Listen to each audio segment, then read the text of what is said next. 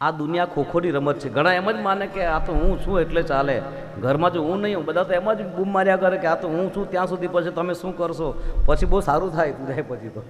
હકીકત આવી છે, પણ લોકોને એવું જ હોય, બૂમ જ મારતા હોય હું છું એટલે છે બધું, નહીંતર શું કરશો પછી. નહીં, આપણા ગયા પછી પણ કંઈ બગડવાનું નથી. આ દુનિયા તો ચાલતી જ રહેવાની છે. આ દુનિયા યુગોથી ચાલે છે, અત્યારે ચાલે છે, ચાલતી અત્યારે ચાલતી રહેવાની છે. ને આપણે એમ કહીએ કે હું છું એટલે ચાલે છે, ખોટી વાત છે. આ ખોખોની રમત જેવું છે. ઘણી વાર તો ઉલટાનું આપણે બગાડ્યું છે આને. ખોખોની રમતમાં પેલો બેઠો હોય એને એક ખો આપે, એ પાછો બીજાને ખો આપે, આના જેવું છે. તો આપણે કદાચ હોઈશું નહીં હોઈશું, પણ આ દુનિયા એ તો ચાલતી રહેવાની છે. કિસને લિખા હૈ दुनिया दुनिया है हकीकत पुरानी पुरानी दुनिया है हकीकत ये पुराना अस्तित्व है. पुरानी पुरानी दुनिया है हकीकत पुरानी पुरानी दुनिया है हकीकत पुरानी पुरानी चल के रुकना है उसकी रवानी रवानी चल के रुकना है उसकी रवानी रवानी नाम रह जाएगा नाम रह जाएगा नाम रह जाएगा नाम रह जाएगा नाम रह जाएगा आदमी का क्या भरोसा है किस जिंदगी का क्या भरोसा है इस जिंदगी का भरोसा है इस जिंदगी का साथ देती नहीं ये किसी का साथ देती नहीं ये किसी का क्या भरोसा है इस जिंदगी का क्या भरोसा है इस जिंदगी का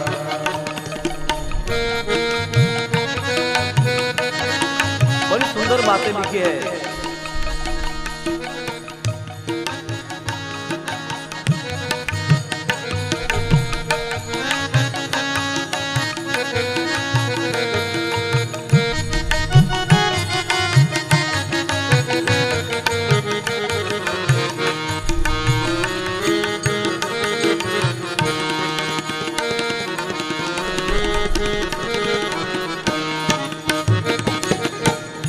सांस रुक जाएगी चलते सांस रुक जाएगी चलते चलते समा बुझ जाएगी जलते जलते समा बुझ जाएगी जलते जलते दम निकल जाएगा दम निकल जाएगा दम निकल जाएगा दम निकल जाएगा दम निकल जाएगा दम निकल जाएगा दम निकल जाएगा दम निकल जाएगा दम निकल जाएगा दम निकल जाएगा दम निकल जाएगा दम निकल जाएगा दम निकल जाएगा रोशनी का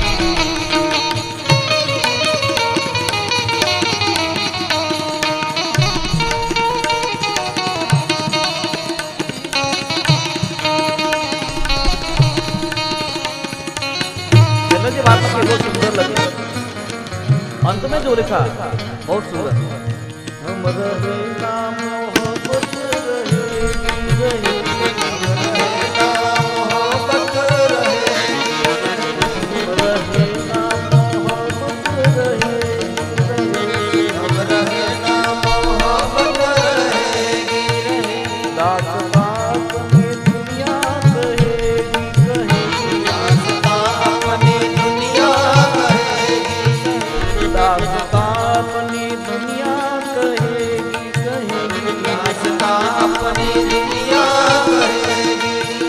फर्ज पूरा करो, फर्ज पूरा करो, फर्ज पूरा करो, फर्ज पूरा करो, फर्ज पूरा करो, फर्ज पूरा करो, फर्ज पूरा करो, फर्ज पूरा करो, फर्ज पूरा करो, फर्ज पूरा करो, फर्ज पूरा करो बंदगी का, क्या भरोसा है इस जिंदगी का, क्या भरोसा है इस जिंदगी का, साथ देती नहीं है किसी का, साथ देती नहीं है किसी का, क्या भरोसा है इस जिंदगी का, क्या भरोसा है इस जिंदगी का, क्या भरोसा, क्या भरोसा, क्या भरोसा, क्या भरोसा, क्या भरोसा, क्या भरोसा, क्या भरोसा, क्या भरोसा, क्या भरोसा। તો કહેવાનો મતલબ આપણે છીએ ત્યારે પણ દુનિયા છે, આપણે નહોતા ત્યારે પણ દુનિયા હતી, અને આપણે આગળ નહીં હોઈશું તો પણ દુનિયા રહેશે જ, ચાલતી રહેવાની છે. તો બસ એટલા માટે હું છું તો જ બધું ચાલે છે, મારા વગર કંઈ મેળ નહીં પડે, મેળ નહીં આવે, આ ભ્રાંતિ છે આપણે. અને એટલા માટે જ સમય થાય એટલે આપી દેવાનો, મુગટ ત્રાસો થાય એટલે વડીલોએ સોંપી દેવાનું. તો આ રીતે દશરથજી અરીસામાં જોયું તો એક તો મુગટ ત્રાસો થયેલો દેખાયો, અને આ જોઈને આવો વિચાર આવ્યો કે લાવ હવે રામને આ મુગટ આપી દઉં, ગાદી સોંપી દઉં. અને બીજી વાત દશરથજીને દેખાઈ, શ્રવણ સમિત ભય સિત કેસા, કાનની પાસે વાળ સફેદ થઈ ગયેલા, આવું દેખાયું છે. પહેલાના જમાનામાં વાળ જ્યારે સફેદ થાય તો એ વાળ સફેદ થવાની શરૂઆત બિલકુલ કાન પાસેથી કરો. હવે આજે તો કાંઈ નક્કી નથી, પાછી આહાર વિહાર ફર્યો ને કાંઈ ઠેકાણું નહીં. આજે તો 15 વર્ષના છોકરાને 10-12 વર્ષના છોકરાને જોતા વ્હાઈટ આખો, ધોળો ધબ આખો. આ પછી આહાર વિહારની તકલીફ છે, સીધી વાત જોવા જાય તો. પણ આગળના સમયમાં વાળ સફેદ થાય તો એ વાળ સફેદ થવાની શરૂઆત બિલકુલ કાન પાસેથી થાય. અને કારણ શું? કારણ કે કંઈ ખાનગી વાત કેવી હોય તો માણસ આમ કાન પકડીને કાનમાં જ ખાનગી વાત કહે. કંઈ મહત્વની વાત કેવી હોય, ખાનગી વાત કેવી હોય તો એને કાનમાં આમ ખાનગીમાં કહેવું પડે. તો જે બુઢાપો છે એ બુઢાપાએ પણ ખાનગી વાત કેવી છે ને તેથી એક વ્હાઈટ વાળ સ્વરૂપે આવીને કાનમાં ખાનગીમાં વાત કરતો હોય છે. તો સફેદ વાળ, તો વૃદ્ધાવસ્થા સફેદ વાળનું રૂપ લઈને આવે, જાણે દશરથજીને કહે કાનમાં આવીને ઘટપણ આવી ગયું, હું આવી ગયો, રામને ગાદી સોંપી દો. સફેદ વાળ આ પ્રેરણા આપે છે.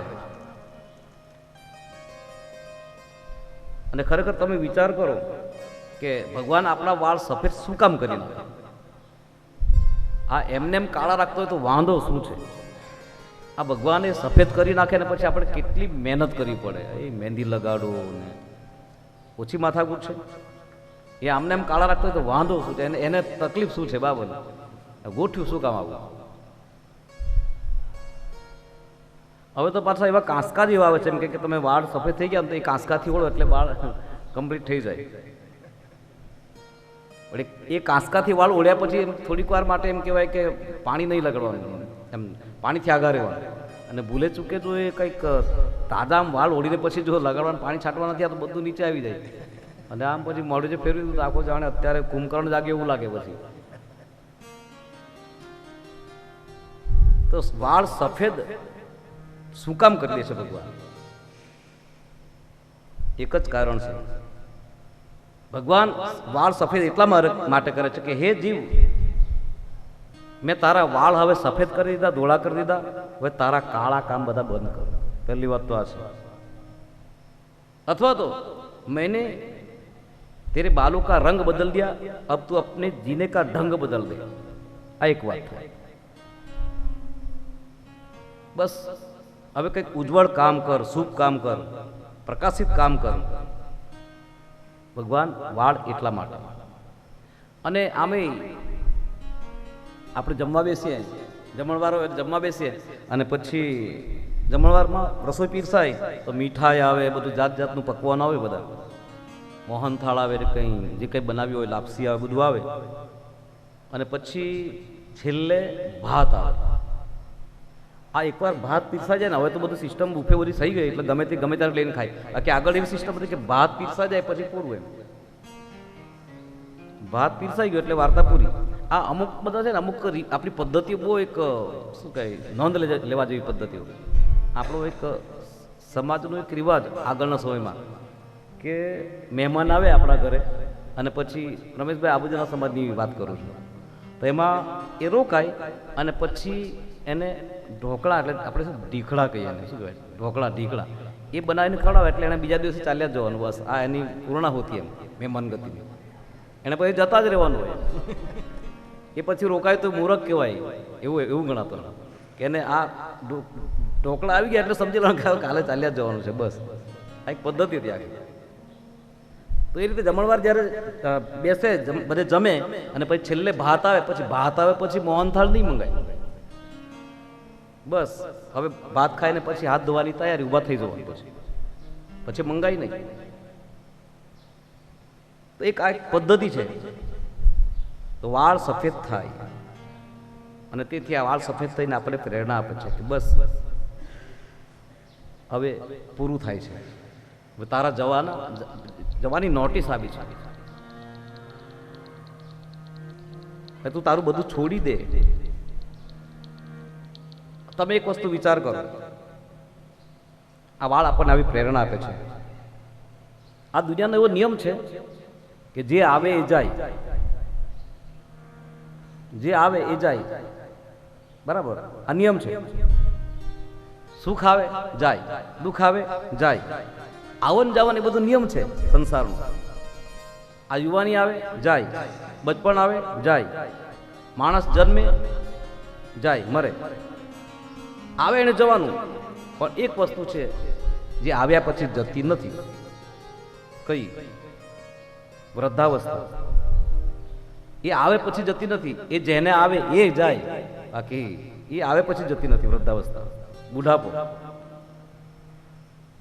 તો એક આવન જવાનો નિયમ છે. તો કહેવાનો મતલબ પ્રેરણા છે મને અને તમને. તો દશરથજીને પ્રેરણા થઈ કે ગાદી રામને આપી દો. રામ હવે દરેક રીતે લાયક છે. બધા જ લોકો, આખો સમાજ રામને સ્વીકારે છે.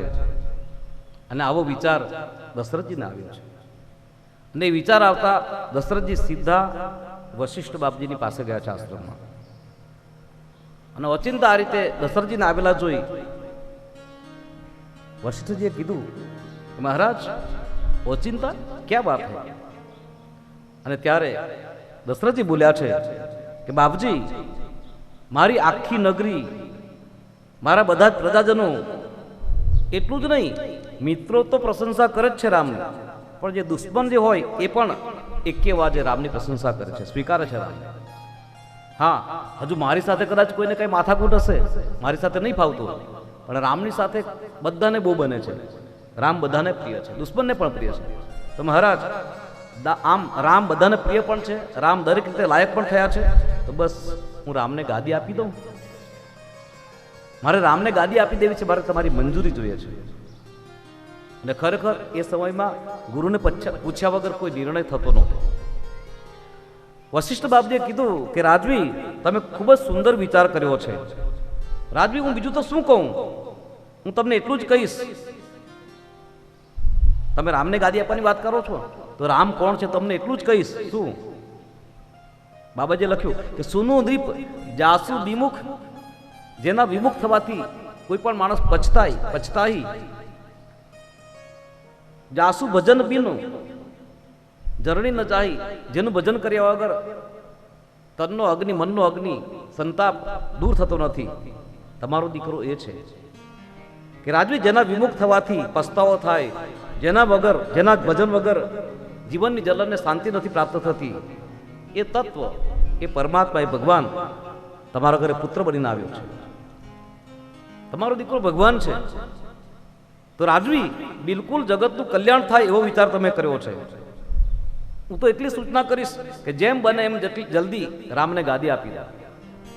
અને આ પ્રસંગે દશરથજીએ પૂછ્યું કે બાપજી મુહૂર્ત, કે મુહૂર્તની કોઈ જરૂર નથી. જે સમયે રામ ગાદી ઉપર બેસે એ જ મુહૂર્ત સારામાં સારું. રામ આ મુહૂર્તમાં ગાદી પર બેસે એમ નહીં, એ જે બેસશે એ જ પછી સારું મુહૂર્ત થઈ જવાનું. જ્યાં વશિષ્ઠ બાપજી મંજૂરી આપી અને આવી વાત કરી, દશરથજી તો ખૂબ આનંદ ગેલા બન્યા છે. એકદમ પાછા સભામાં ગયા છે. સભામાં જઈ અને બધા લોકોને પૂછ્યું છે, લોકમત લીધો છે. જો તમને બધાને આ વાત ગમતી હોય તો હું રામને ગાદી આપી દઉં. અને એ વખતે આખી અયોધ્યા એક સ્વરમાં બોલી છે કે મહારાજ, આપે તો અમારા મનની વાત છીનવી લીધી. અમે કેટલાય વખતથી ઈચ્છતા હતા કે રામને ગાદી મળી જાય, બસ, પણ અમારાથી તમને કહેવાતું નહોતું. મહારાજ, તમે બિલકુલ અમારા મનની વાત કરી છે. અમારી ઉંમર પર તમને મળી જાઓ, તમે એવી વાત કરી છે. જેવું અવધપતિ બરિસ કરોરી, લોકોએ આવી ભાવના વ્યક્ત કરી છે. ખૂબ લાંબુ જીવો, કારણ કે તમે રામને ગાદી આપવાની વાત કરી છે. ટૂંકમાં સર્વાનુમતે નિર્ણય લેવાયો છે કે રામને રાજતિલક આપવાનો, રાજગાદી આપવાની, અને એ આવતીકાલે આપવાની. વશિષ્ઠ બાપજી તો એમ કીધું હતું કે જેમ બને એમ જલ્દી આપી દો. પણ દશરથજીને વિચાર આવ્યો કે ચાલો કમસે કમ બધી તૈયારીઓ કરીએ, ધામધૂમ કરીએ, અને પછી એ તૈયારી કરવાના નામે મુદત નાખી છે આવતીકાલે. અને આ એક દિવસની મુદતે રામરાજ્યને 14 વર્ષની થપાટ મારી છે. અને એટલા માટે સમર્પણ અને ત્યાગને કોઈ દિવસ મુદત અપાય નહીં. કોઈ સારા કામનો વિચાર આવ્યો એ જ વખતે એનો અમલ કરવાનો. તમને કદાચ ખબર હશે, કર્ણનો નિયમ હતો, મહાભારતનો કર્ણ, એનો નિયમ હતો કે સવા પહોર દિવસ ચડે અને ત્યાં સુધીમાં દાનેશ્વર હતો કર્ણ. જે કોઈ આવે એને એ સોનાનું દાન આપતો. એક જ વસ્તુ, સોનું જ આપે, બીજું કંઈ આપે નહીં. રૂપિયો, પૈસો, ધન, ચોખા, બીજું કંઈ નહીં. અને એક દિવસ આ રીતે કર્ણ દાન આપતા હતા અને એમાં એનો સમય પૂરો થયો. અને સમય પૂરો થયો એટલે એકદમ આમ અંદર જતા હતા. અને એ જ વખતે ઓચિંતો એક યાચક આવ્યો અને આવી અને પોકાર કર્યો, મહારાજ. અને એ વખતે કર્ણએ એકદમ પાછું ફરીને જોયું તો કે યાચક આવ્યો છે. અને એકદમ ઓચિંતાનું સેવક સાથે ચાલતો હતો, એની થાળીમાંથી, પાત્રમાંથી સોનું લઈ અને દાન આપી દીધું, ડાબા હાથ. આવા જ બધા સેવકો હતા. કર્ણને કહેવા લાગે કે મહારાજ, તમે ડાબા હાથે દાન કેમ આપ્યું? દાન તો જમણા હાથે અપાય, ડાબા હાથે આપી દીધું. અને ત્યારે કર્ણએ કીધું ખબર નહીં, મારાથી ડાબા હાથે લબાઈ ગયું, તો ભલે ડાબા હાથે લબાઈ ગયું, પછી જમણા હાથે આપવું જોઈએ ને. અને ત્યારે કર્ણએ કીધું કે નહીં, ઉતાવળમાં મારાથી ભૂલ થઈ ગઈ. પછી મને પણ ખ્યાલ આવ્યો કે મેં ડાબા હાથે લીધું છે, પણ પછી મેં પરિવર્તન કર્યું નહીં, જમણા હાથમાં એને લીધું નહીં. કેમ? કારણ કે મને બીક લાગી કે કદાચ આ ડાબા હાથમાંથી જમણા હાથમાં લઉં અને એટલી વારમાં મારું મન ફરી જાય તો કે આ તો સમય પૂરો થઈ ગયો ને ક્યાં આવી ગયો ને આવું કંઈ થઈ ગયું તો. અને એટલા માટે મેં તરત જ ડાબા હાથે લઈને એ આપી દીધું. તો કહેવાનો મતલબ, સમર્પણને, ત્યાગને કોઈ દિવસ મુદત ન અપાય. ભગવાન બુદ્ધ રાતના 12 વાગે અમથા નહોતા નીકળી ગયા બહાર. એ જો મુહૂર્તમાં રોકાયા હોત તો ગયા જ નહીં હોત. તો ત્યાગ, એના માટે કોઈ મુહૂર્ત નથી. હા, કોઈ સ્વીકાર કરવો હોય, કોઈ લેવો હોય, એના માટે કદાચ મુહૂર્ત બરાબર છે, પણ ત્યાગ કરવો હોય ત્યારે કોઈ મુહૂર્તની વાત નહીં કરવાની.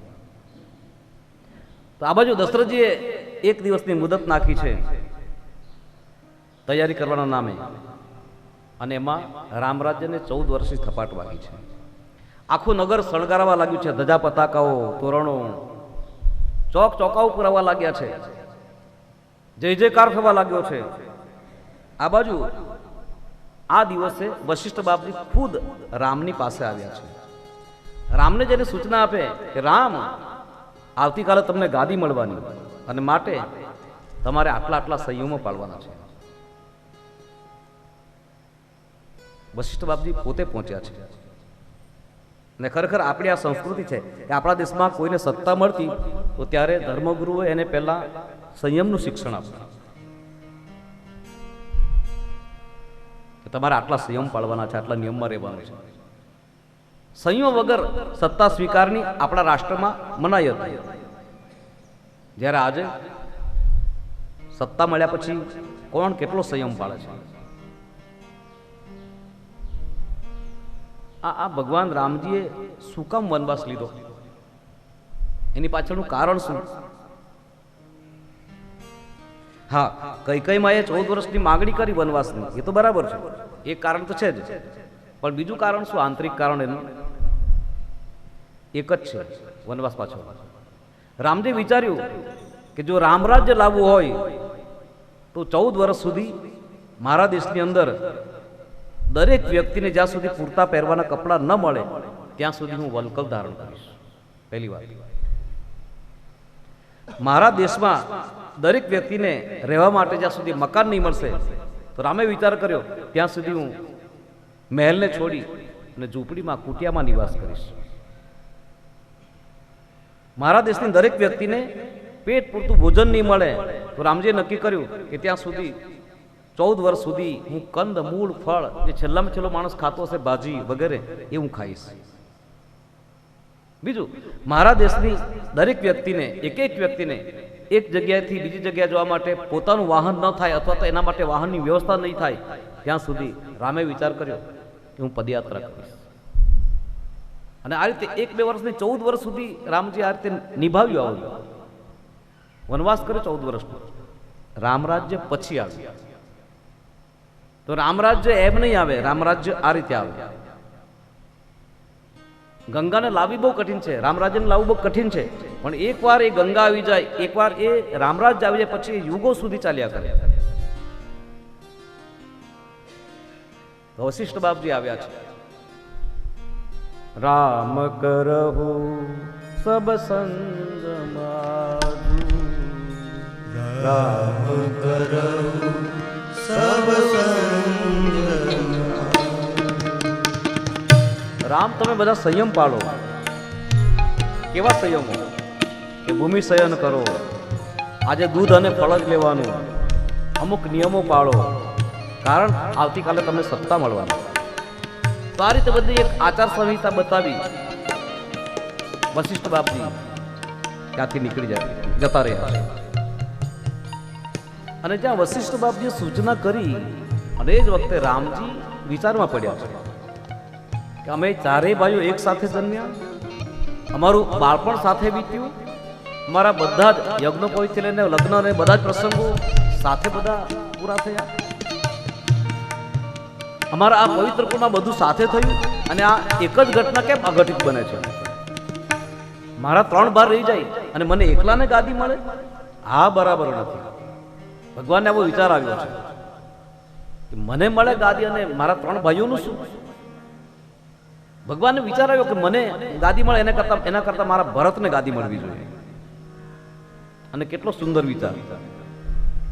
આ છે રામરાજ્યનો વિચાર. દરેક વ્યક્તિ એમ ઈચ્છે કે મારા કરતા મારાથી જે નાના છે એને વધારે મળે. તે ઘરમાં કમસે કમ રામરાજ્ય આવે છે. ટૂંકમાં એટલું જ કહી શકાય કે લેવા વાળો લેનારો દેનારો બની જાય તો દુનિયાની બધી મોટા ભાગની સમસ્યાઓનો ઉકેલ આવી જાય, હળવાશ આવી જાય. બસ મારા કરતા નાના છે એને વધારે મળે, કેટલું મોટું કામ થઈ જાય.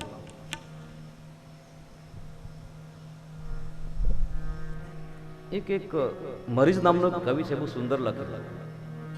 આવી સમજ આપણામાં આવી જાય, એટલી સમજ મને પરવર દિગાર દે બસ એકલી સમજ મને પરવર દિગાર દે.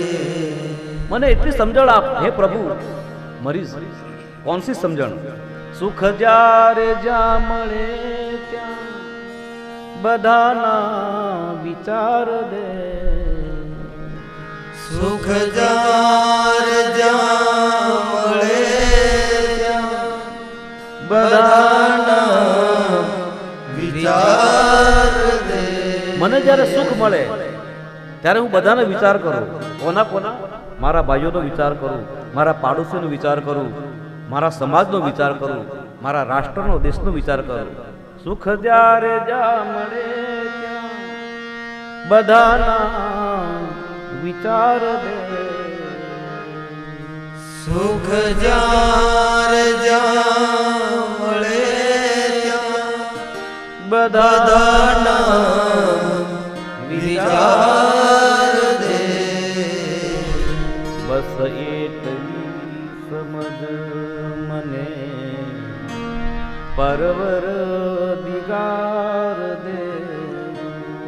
બસ એટલી સમજ મને પરવરદિગાર દે. તો લેનારો દેનારો બની જાય. કહેવાનો મતલબ તો બહુ મોટું કામ થઈ જાય. ભગવાન રામને વિચાર આવવા લાગ્યો કે મારા આ પવિત્ર કુળમાં આવું કેમ બની રહ્યું છે? મને એકલાને ગાદી મળી ને ભગવાન ચિંતિત થયા છે. ભરતને યાદ આવવા માંડી અને આ પ્રસંગે ભરત નથી ત્યાં, શત્રુઘ્ન અને ભરત મોસાળ ગયેલા છે. બધી તૈયારીઓ થવા લાગી છે. કાલ ક્યારે થાય? લોકો તો પ્રતીક્ષામાં ડૂબ્યા છે કે હવે આવતીકાલ ક્યારે થાય, કાલ ક્યારે થાય. સકલ કહી કબ હોઈ કાલી, અને એ વખતે વિઘન મનાવન દેવ બિચારી. અયોધ્યામાં બધી તૈયારીઓ થવા લાગી કે કાલ ક્યારે થાય, કાલ ક્યારે થાય. લોકો એની પ્રતીક્ષામાં ડૂબ્યા છે કે કાલનું સુવદ ઉગશે, સવાર પડશે અને રામજીની સવારી નીકળશે, સીતા અને રામજી ગાદી પર બેસશે, બસ અમે ધન્ય થઈ જઈશું. લોકો આવતીકાલની આજે પ્રતીક્ષામાં ડૂબ્યા છે. અને એ જ વખતે આકાશમાં દેવતાઓ વિઘ્ન કરવાની તૈયારી કરે છે. યાજ્ઞવલ્ક ભરદ્વાજીને કહે, આ કથા શંકર ભગવાન પાર્વતીને કહે છે, આ કથા તુલસીદાસજી પોતાના મનને કહે છે, કાગભૂષુંડીજી ગરુડજીને કહે છે કે દેવતાઓને અયોધ્યાનો આ ઉત્સવ ગમતો નથી. જેમ કોઈ ચોર હોય અને ચોરને અજવાળી રાત ગમતી નથી, એમ અયોધ્યાનું અજવાળું જોઈ આજ દેવતાઓને સારું નથી લાગતું. કારણ વિચાર કરવા લાગ્યા, જો રામ ગાદી પર બેસી જશે તો આપણી વિપત્તિનો અંત નહીં આવે, રાવણનો પછી નાશ થઈ શકશે નહીં. અને તેથી કોઈ પણ હિસાબે રામ ગાદી પર બેસવો ન જોઈએ, એને વનમાં મોકલવો જોઈએ આપણે. તો આખું દેવમંડળ ખૂબ ગંભીર બન્યું છે. અને ટૂંકમાં બધા દેવતાઓએ નિર્ણય કર્યો કે અયોધ્યામાં કોઈની પણ એવી કોઈ એકાદ જણની પણ બુદ્ધિ ફેરવીએ કે જેનાથી આવતીકાલે રામ ગાદી પર નહીં બેસે, વનમાં જતા, નહીતર તો આપણી મુશ્કેલી ટળશે નહીં. તો આ રીતે બુદ્ધિ ફેરવવાની વિચાર કરવા લાગ્યા છે દેવતાઓ બધા. અને બુદ્ધિ ફેરવવા માટે બુદ્ધિ કોણ ફેરવી શકે? એક જ, સરસ્વતી માં. અને તેથી દેવતાઓ આ પ્રસંગે સરસ્વતી માની સ્તુતિ કરવા લાગ્યા કે માં આવો, પ્રસન્ન થાઓ.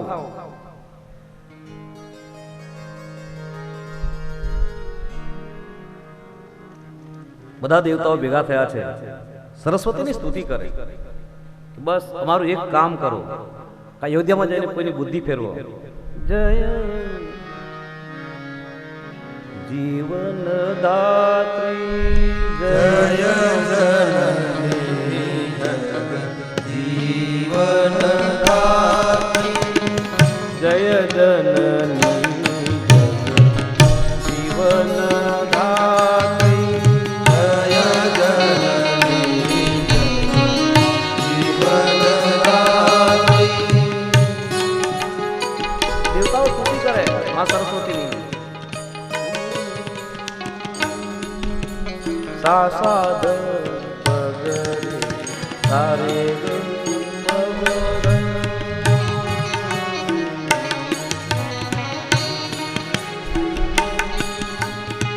વરદેવી વાદિની વરદે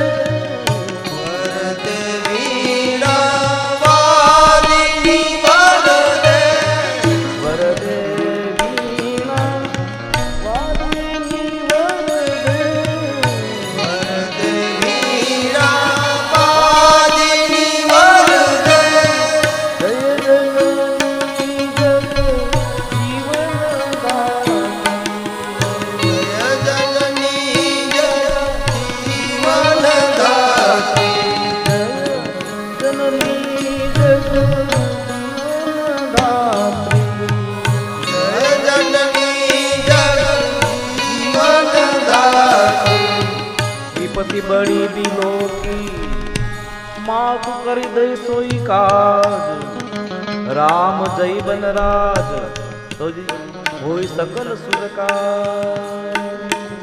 અમારું એક કામ કરો. દેવતાઓની સ્તુતિ સાંભળી સરસ્વતીમાં પ્રગટ થયા છે અને દેવતાઓએ વિનંતી કરી કે માં બસ કોઈ એકની બુદ્ધિ બગાડો કે જેથી રામ રાજ્ય છોડીને વનમાં ચાલ્યા જાય. અને દેવતાઓની આ વાત સાંભળતા સરસ્વતીએ મસ્તક ગુણાવ્યું. દેવતાઓને આલોચના કરી.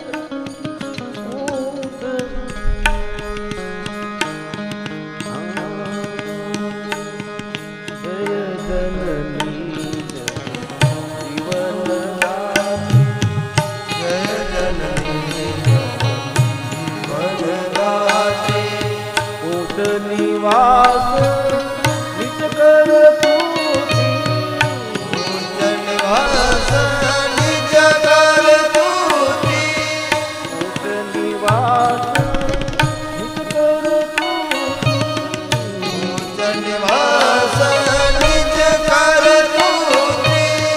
આટલે ઊંચે રહેવું અને તમારા વિચાર આટલા સાવ નીચા.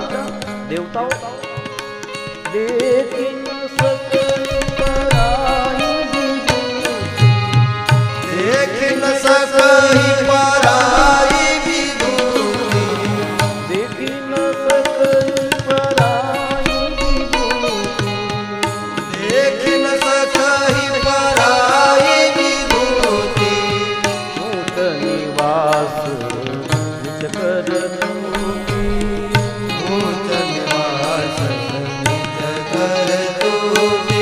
સરસ્વતી માએ કીધું કે તમે આટલા ઊંચા રહો અને તમારા વિચારો આટલા નીચા. સરસ્વતી માએ પહેલા તો સાવ ઇનકાર કર્યો, પણ પછી દેવતાઓએ એમ કહ્યું કે માં આ તો પરોપકારનું કામ છે. હા, તમે કોઈની બુદ્ધિને અયોધ્યામાં ફેરવશો તો કવિઓ તમારી પહેલી પૂજા કરશે. તમે બુદ્ધિ પ્રદાતા ગણાશો દેવતાઓ.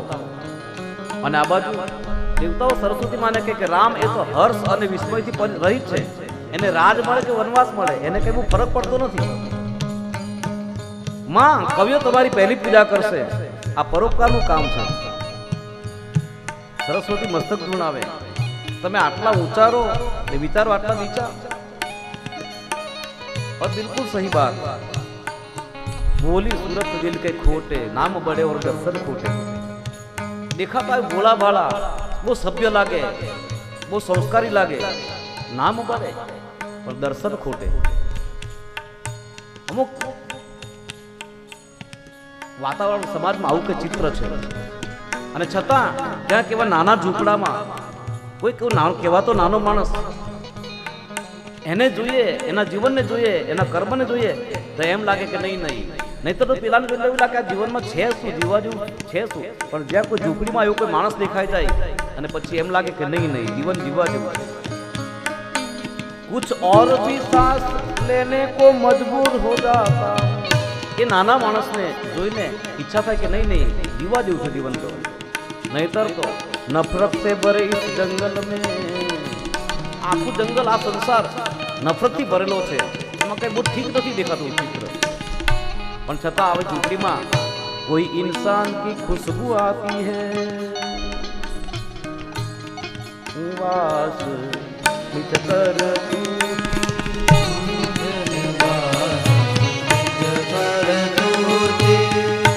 નિજ નિવાસ નિજ કર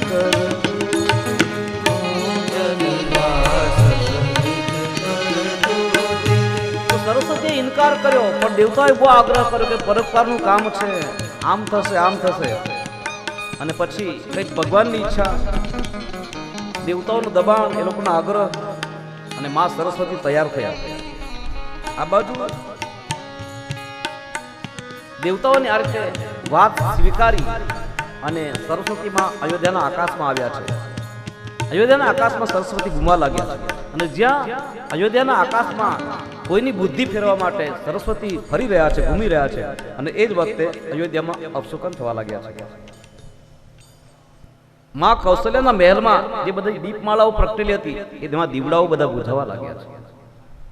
માને શંકા પડવા માંડી. આ બાજુ સરસ્વતી આકાશમાં ચક્કર મારે છે કે કોની બુદ્ધિ ફેરવું.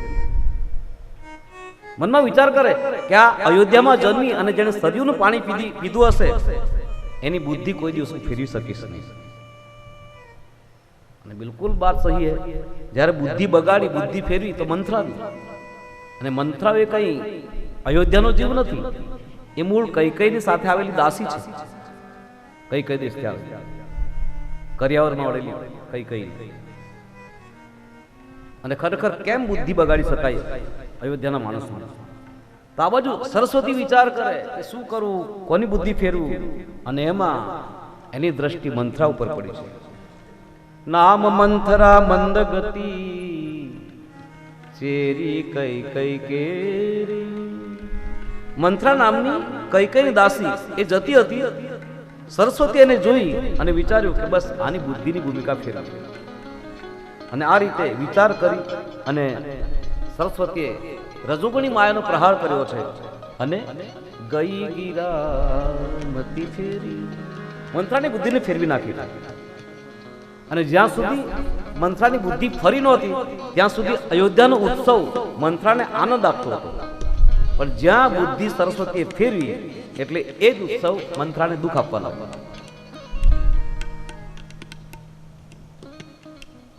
ગમ્યું નહીં. હવે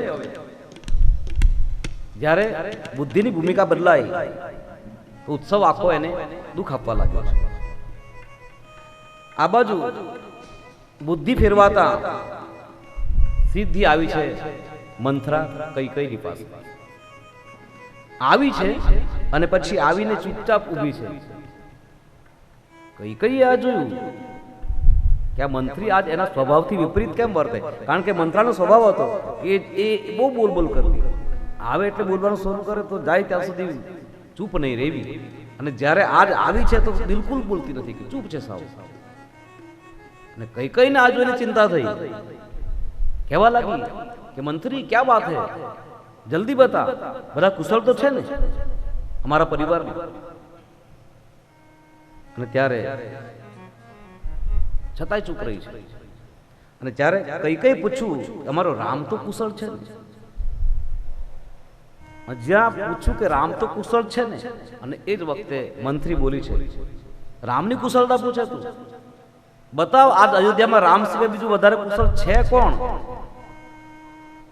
રામ હી ચાલી કુશલ કે હિયા,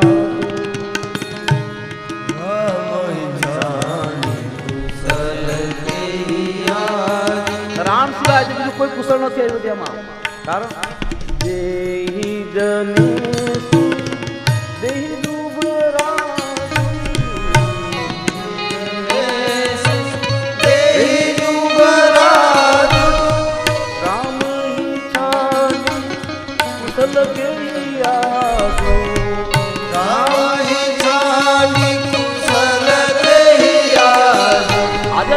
રામ સિવાય બીજું વધારે કુશળ કોઈ છે નહીં.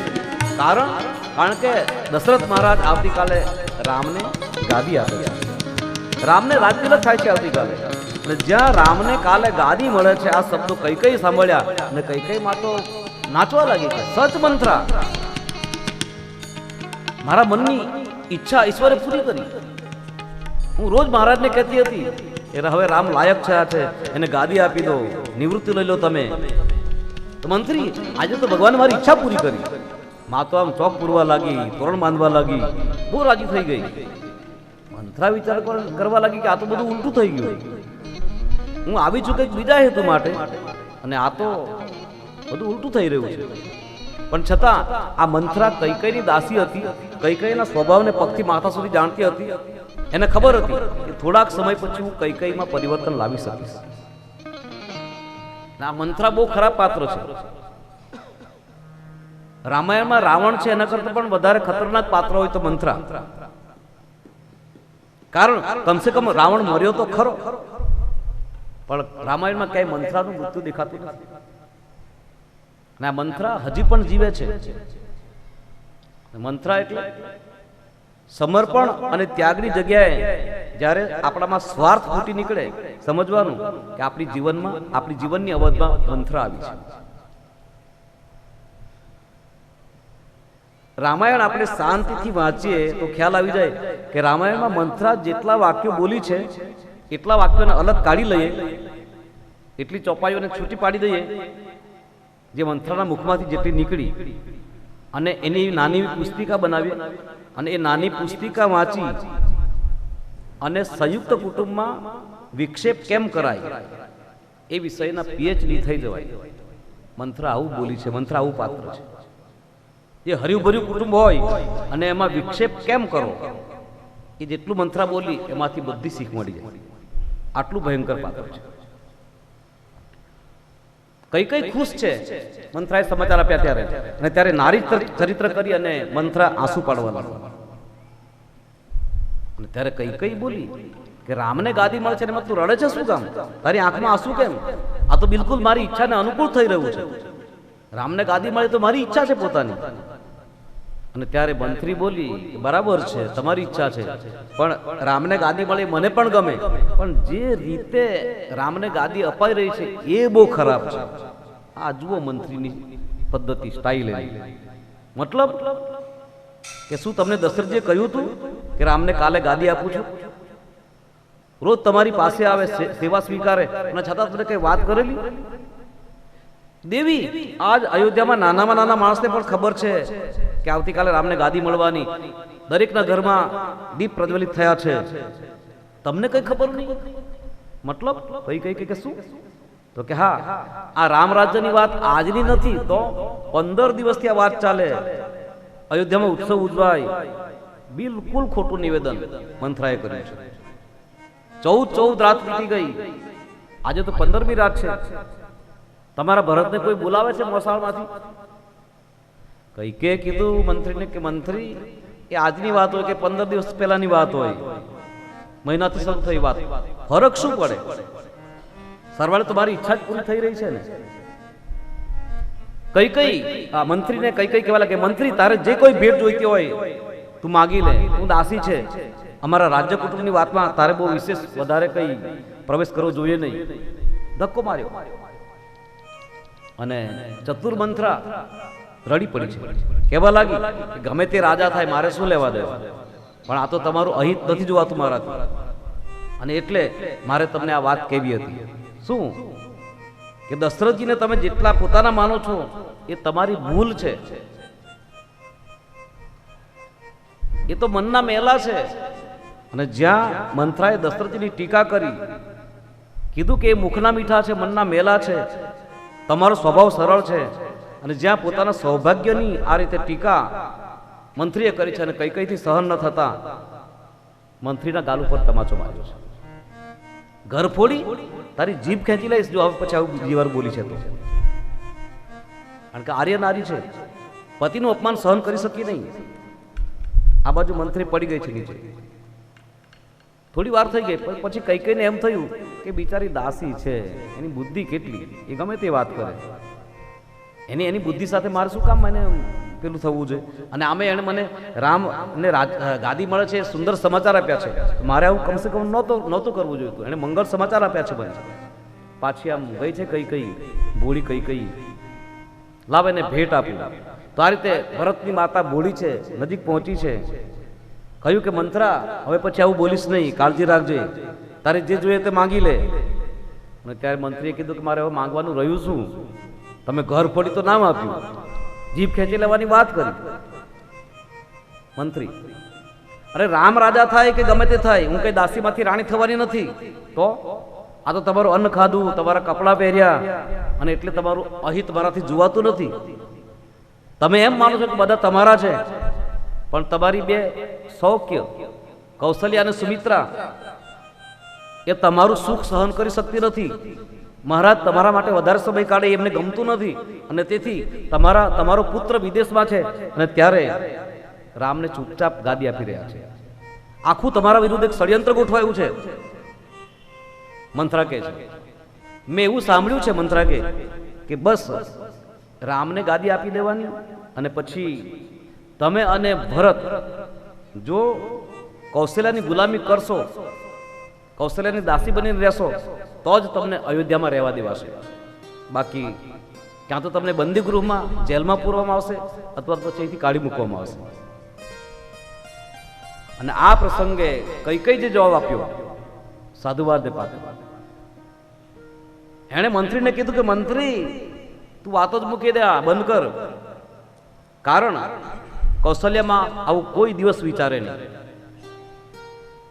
મંત્રી કહેવા લાગી, તમે કેમ એવું માનો છો? તો કે હા, મારી પાસે એનું પ્રમાણ છે. કઈ કે શું? કે જો કૌશલ્યમાંના વિચારો જો આવા હોય મલિન, તો એક જ પ્રમાણ છે એનું. શું? કે એને પેટે રામનો જન્મ જ ક્યારે થાય નહીં, જેના વિચારો જ આવો મલિન હોય. તો મંત્રી જેણે વિશ્વને રામ આપ્યો હોય એ મહિલાના વિચારો ક્યારે આવા હોઈ શકે નહીં. મંત્રી કૌશલ્ય માટે પાછું બીજી વાર આવું બોલીશ તો તું પાપમાં પડીશ. મંથરાને ધક્કો લાગ્યો બીજી વાર, પણ પછી અનેક પ્રકારની વાતો કરવા લાગી છે, બધા પુરાણોમાંથી દ્રષ્ટાંતો આપવા લાગી છે, ને પરિણામ એ આવ્યું કે ધીરે ધીરે કઈકઈનું માનસ પરિવર્તિત થયું છે. વિચાર કરો, કઈ પછી કહેવા લાગી, મંત્રીએ તો કીધું કે તમે તો સાવ ભોળા છો. શીખવાડ્યું કે જ્યારે સ્વાર્થ આવે ને ત્યારે બધા પોતાના હોય તે પારકા થઈ જાય, વગેરે વગેરે વાતો કરી છે. અને ત્યારે કઈ બોલી કે જે રાજા થાય તે, પણ હું કોઈની દાસી નહીં બનું. કૌશલ્યાને શું કોઈની પણ દાસી નહીં બનું, હું જતી રહીશ, અયોધ્યા છોડી દઈશ, વગેરે વગેરે. અને ત્યારે મંત્રી ખુશ થઈ ગઈ કે મારો દાવ સફળ થઈ ગયો. કહેવા લાગી કે આ તો આટલા દિવસથી આ બધું ચાલ્યા કરે, હું તમારી ચિંતા કર્યા કરું, મને ખરાબ સપનાઓ આવે. આ બાજુ કઈ પણ કહેવા લાગી કે મારું પણ આવું જ છે, મને હું જમવા બેસું ત્યારે જમવાનું ભાવતું નહોતું, સતત મને આમ ચિંતા રહ્યા કરતી હતી. જો દર્શન બદલાયું તો કેવું બધું વિચારો ફેરવા ગયા. અને આ બાજુ મંત્રીએ કીધું કે દેવી, એક જ્યોતિષને મેં પૂછેલું શું કે અમારી રાણીનું શું થશે? ત્યારે જ્યોતિષે એમ કીધેલું કે રાણી જો તારું કયું કરશે તે બહુ સુખી થશે, એવું કીધેલું છે. અને આ રીતે કઈ મંત્રીના શબ્દો ઉપર જેમ મુરલીના નાદ ઉપર મૃગલી મોહિત થાય, એમ કઈ મોહિત થયા છે. બાબાજી લખે કે ફીરા કરમ પ્રિય લાગી કુચાલી. વિચારો બદલાયા કઈ ના. કહેવા લાગી કે રામ રાજા થાય કે ભરત રાજા થાય કે કોઈ પણ રાજા થાય, પણ કોઈની દાસી નહીં બનવું, મારા પિતાના ઘર જતી રહીશ. મંત્રીએ પોતાની જીભ બંને દાંત વચ્ચે લીધી. ઓ કામ મારું બની ગયું, મારો ભોળો સ્વભાવ હું કઈ સમજી શકી નહીં. ટૂંકમાં તમને એક વાત કરું કે કઈ એટલે ભરત જેવા સંતને જન્મ આપનારી જનેતા. અને છતાં મંત્રીના કુસંગે કઈની બુદ્ધિ આટલી ફેરવાઈ. તો કુસંગનો આ પ્રભાવ છે. કઈ માની બુદ્ધિ જો ફેરવાતી હોય, કુસંગ કઈ માને બદલી શકતો હોય, તો હું અને તમે કઈ ગણતરી. અને એટલા માટે જીવનમાં સત્સંગ થાય તો સારી વસ્તુ છે, કોઈનો સારો સંગ થાય તો સારી વસ્તુ છે, પણ જેના વિશે આપણને કોઈની કઈ ખબર નથી એવાના સંગમાં, કુસંગમાં કોઈ દિવસ આવવું નહીં. બહુ ખરાબ છે કુસંગ. ભગવાન કૃષ્ણએ પણ ગીતામાં લખ્યું છે, ફરમાયા હે નિર્માન મોહા જીત સંગ દોષા. जीत संग दोषा, भगवान कृष्ण ने ऐसा फरमाया है. कुसंग बहुत शक्तिशाली है. मूर्ख की प्रीत बुरी जुवे की जीत बुरी, बुरे संग बैठ के न भागे ही भागे. काजर की कोठरी में कैसे ही जतन करो काजल का दाग भाई लागे ही लागे रे भाई काजल का दाग भाई लागे ही लागे सूरज की पीत पूरी जुए बीजी तू पूरे संग बैठ चैन भागे ही भागे काजल की कोठरी में कैसे ही जतन करो काजल का दाग भाई लागे ही लागे रे भाई काजल का दाग भाई लागे ही लागे कितना सती हो कोई कितना जती हो कोई कामिनी के संग काम जागे ही जागे सुनो कहे गोपी राम जिसका है नाम काम उसका तो फल गले लागे ही लागे रे भाई उसका तो फल गले लागे ही लागे सूरज की प्रीत बूढ़ी जुए की जीत बूढ़ी पूरे संग बैठ जन भागे ही भागे काजर की कोठरी में ऐसो ही जतन करो काजल का दाग भाई लागे ही लागे रे भाई काजल का दाग भाई लागे ही लागे तो કહેવાનો મતલબ કાજર કા દાગ ભાઈ લાગે ही લાગે બુરે સંગ બેઠ ચૈન ભાગે ही ભાગે કુસંગ આવું કામ કરે છે અને એટલા માટે કોઈ આપણાથી અપરિચિત હોય એના પેલામાં બહુ આપણે એકદમ ના આવી જવાય નહીં તો આ બાજુ કઈ કઈ આધીન બની છે બિલકુલ મંત્રાને કહેવા લાગી છે કે હવે કરવું શું અને ત્યારે મંત્રા આ પ્રસંગે બોલી છે બીજું કંઈ કરવા નથી શું કે જે ષડયંત્ર કૌશલ્યાએ તમારા વિરુદ્ધ રચ્યું છે બસ એ જ આવતીકાલે સવારે કૌશલ્યાના હાથમાં પકડાવી દઈએ શું કે બસ એક કામ કરવાનું છે શું કે તમે મને એક વાત કરેલી કે તમારે 2 વરદાન તમને મળેલા અને દશરથજીની પાસે તમારે 2 વરદાન લેવાના બાકી છે તો માગી લો શું માગું બસ સુતહિ રાજ રામહિ વનવાસી તમારા પુત્ર ભરતને ગાદી મળે અને રામને વનવાસ મળે બસ આટલું માગી લો કામ બની જશે જ્યાં મંત્રાએ આ સલાહ આપી છે આખા અયોધ્યામાં અપશુકન થયા છે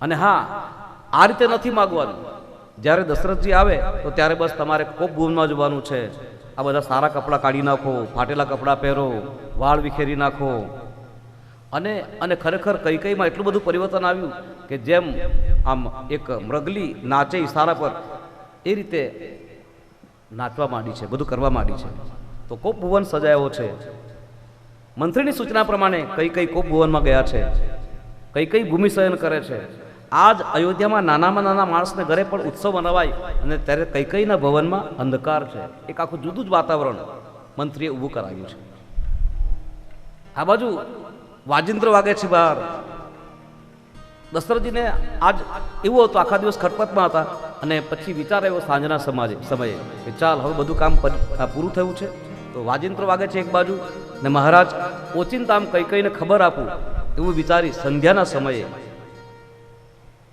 બિલકુલ આમ કઈના ભવન તરફ આગળ વધે છે અને એ વખતે નીનુ મજુમદારના શબ્દોમાં કહીએ તો આખા અયોધ્યામાં એક જ સુરત હતો લોકોનો એક જ ભાવ હતો કે થશે રામજી રાજા મહારાણી સીતા થશે રામજી રાજા ને મહારાણી સીતા થશે રામજી રાજા ને મહારાણી સીતા રામજી રાજા ને મહારાણી સીતા એક જ સુર આખી અયોધ્યા ડૂબ્યા છે એમાં ગાનમાં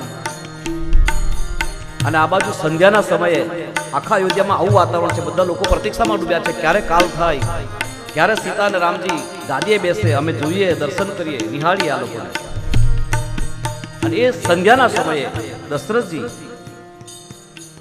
કઈ ભવન તરફ આગળ વધે છે અને આ રામચરિત માનસનું તમે ધ્યાનથી એ જુઓ દર્શન કરો તો તુલસીદાસજીએ જ્યાં જ્યાં સંધ્યાનું વર્ણન કર્યું છે ત્યાં પછી એ વ્યક્તિની પણ સંધ્યા આવી છે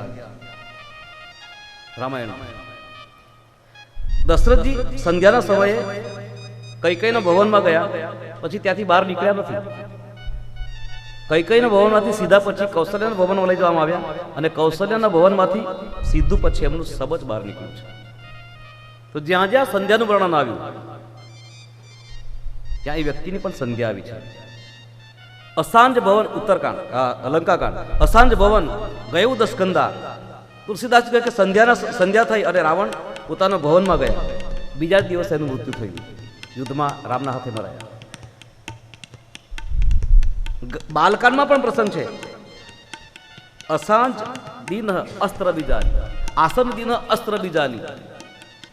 પ્રતાપબાનું એને આસન આપ્યું, અસ્ત્ર બીજાની, સંધ્યાના સમયે કપટ મુનિએ આસન આપ્યું અને પ્રતાપબાનો પણ નાશ થયો. તો જ્યાં જ્યાં સંધ્યાનું વર્ણન આવ્યું ત્યાં ત્યાં, જ્યાં જ્યાં સૂર્યાસ્તનું વર્ણન આવ્યું ત્યાં ત્યાં પરિણામ વિનાશનું આવ્યું. આવું એક માણસનું પ્રમાણ મળે છે. તો આ બાજુ દશરથજી આમ સાંજના સમયે અયોધ્યાના એ ભાજ ભવનમાં પ્રવેશ કરે છે. બસ કઈ કઈને જેને સમાચાર આપીશ અને ઓચિંતો જઈને ખબર આપીશ કેટલી રાજી થઈ જશે, કારણ કે મને રોજ કહેતા હતા. અને આ રીતે મોટા અરમાન લઈ અને ધીરે ધીરે કઈ કઈ ભવન તરફ આગળ વધે છે. પણ મહારાજ દશરથજીને આપણે વિનંતી કરી હાથ જોડી કે મહારાજ અવધેશ, આજે કઈ કઈને ભવનમાં નહીં પ્રવેશ કરતા, આવતીકાલે પ્રવેશ કરજો. તો મહારાજ દશરથજી કઈ કઈના ભવનમાં પ્રવેશ કરે અને એ આગળની કથા આપણે આવતીકાલે બપોરે 2 વાગ્યાના મંગલાચરણ પછી જોઈશું. તો આજની કથાને અહીંયા વિરામ તરફ લઈ જઈએ છીએ, વિરામ આપીએ છીએ. પણ છેલ્લે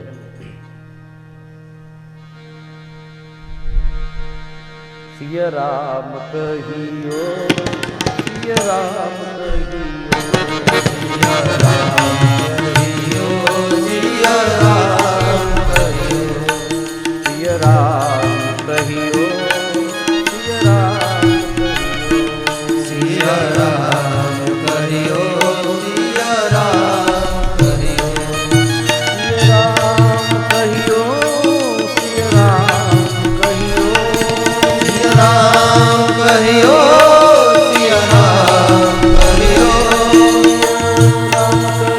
કહિયો, સિય રામ કહિયો, સિય રામ કહિયો, સિય રામ કહિયો,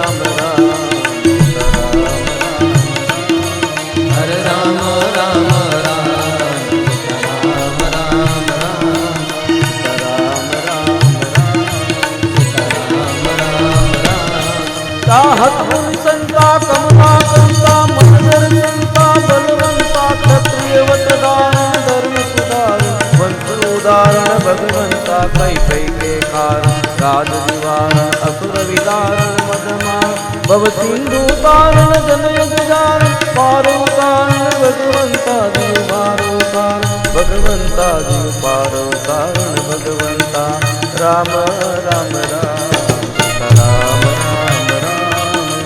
राम राम राम राम हरे राम राम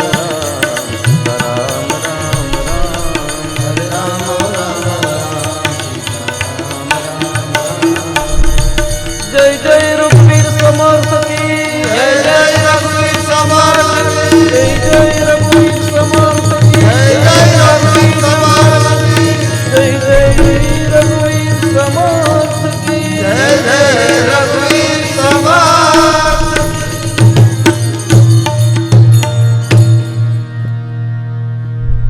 આવતીકાલે 2 વાગ્યે કથાને આગળ વધારીશું. શરૂઆત આપણે ચર્ચા કરી તેમ 2 દિવસ આપણી પાસે બાકી પડે છે. તો હરિ અનંત હરિ કથા અનંતા, જ્યાં સુધી ભગવાન આપણને લઈ જાય ત્યાં સુધી પહોંચીશું. બસ આ ચર્ચાઓ સાથે મારા શબ્દોને વિરામ આપું છું. જય જયકાર કરીશું. બોલીએ શ્રી રામચંદ્ર ભગવાન કી જય, શ્રી બાલકૃષ્ણલાલ કી જય, સદગુરુ દેવ કી જય. ઓમ નમઃ પાર્વતી પતયે. હર હર મહાદેવ.